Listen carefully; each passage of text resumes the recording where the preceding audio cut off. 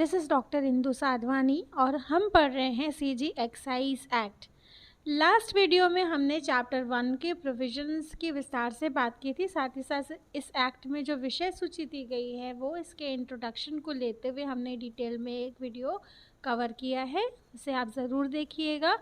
इस वीडियो में स्पेसिफिकली हम चैप्टर 2 और चैप्टर 3 के प्रोविजंस को डिस्कशन में ले रहे हैं। जो मेन प्रोविजंस हैं उनकी हम विस्तार से बात करेंगे। तो चैप्टर 2 जो है बेसिकली यहाँ पर धारा 7 और धारा 7 क के प्रावधानों को समाहित किए हुए है।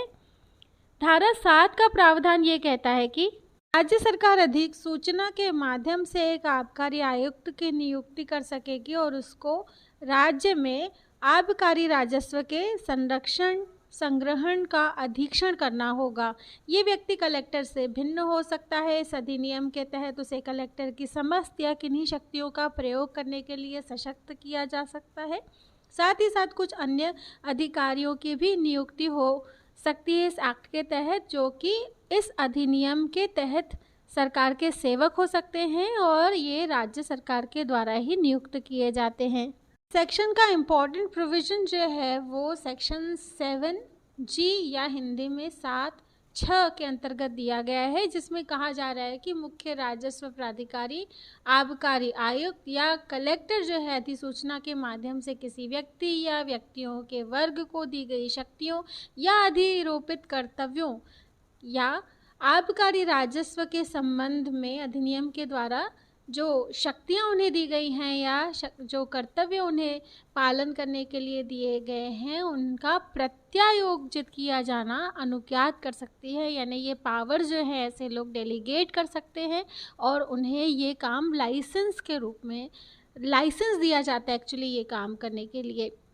सेक्शन 7A जो कि संशोधन के माध्यम से 1979 में इस एक्ट में जोड़ा गया है, ये प्रावधान करता है उड़न दस्तों का।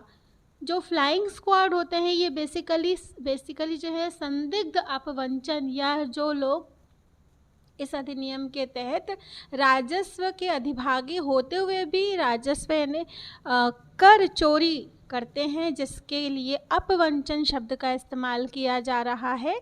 अगर ऐसे अपवंचन को रोकने का प्रावधान यदि इस एक्ट में है तो वो सेक्शन 7A में है। राज्य सरकार जो है ऐसे किसी भी उल्लंघन को रोकने के लिए, अन्वेषण करने के लिए उड़न दस्तों या फिर फ्लाइंग स्क्वाड की स्थापना कर सकेगी और ऐसे उड़न दस्ते को वे सारी शक्तियां प्राप्त होंगी जो धारा 7 के अधीन प्रदत्त है या अधिरोपित की जा सकती हैं।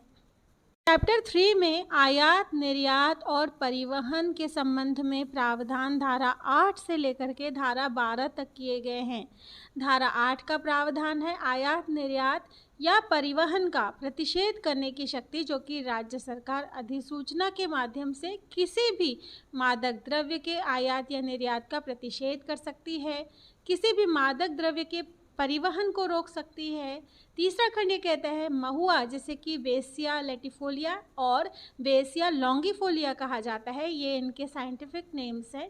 इनके आधार पर जो भी मदिरा के निर्माण के लिए उपयोग में लाया जा सकता है इसके प्रभावी नियंत्रण के लिए भी उपबंध कर सकती है।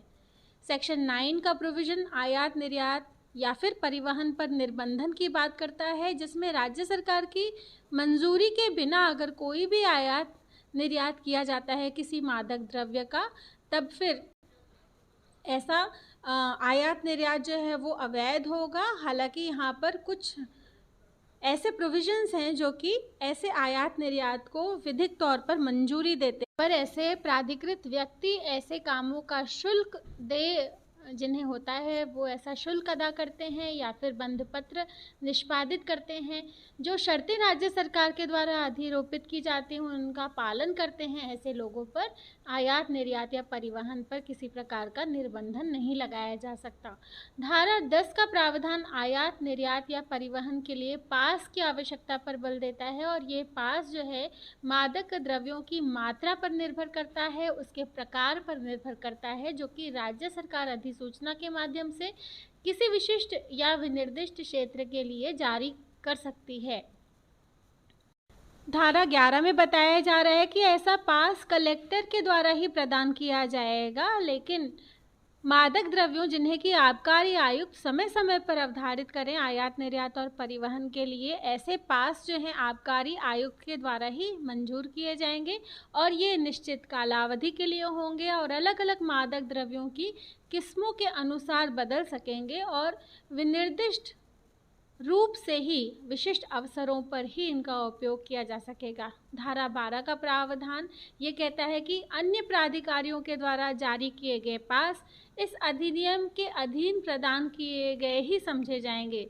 इसमें विस्तार दिया गया है ये कहते हुए कि आबकारी आयुक्त सामान्य या विशेष आदेश के माध्यम से ऐसा निर्देश दे सकेगा कि भारत की किसी भी प्राधिकारी के द्वारा अगर पास जारी किया जाता है तो वो इस अधिनियम के तहत ही जारी समझा जाएगा। तो इस प्रकार ये चैप्टर 2 और चैप्टर 3 के प्रोविजंस हैं। I hope you like it. Thank you so much for listening and watching.